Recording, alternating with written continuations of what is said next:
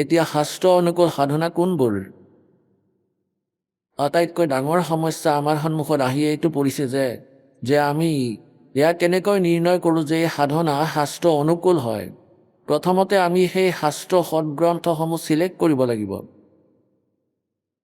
প্ৰথমে আমি সেই সৎগ্ৰন্থসমূহক জানিব লাগিব, যিবোৰ সৎগ্ৰন্থ হয়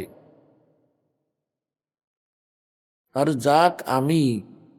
যাৰ ভিতৰত লিখা সেই বিৱৰণসমূহ আমি পালন কৰিব লাগিব। সেয়া হ'ল পবিত্ৰ 4 বেদ আৰু পবিত্ৰ সূক্ষ্ম বেদ, অৰ্থাৎ সচিদানন্দ ঘনব্ৰহ্মৰ বাণী, অৰ্থাৎ কবিৰ বাণী। এয়া আমাৰ বাবে অথেণ্টিক সৎগ্ৰন্থ হয়।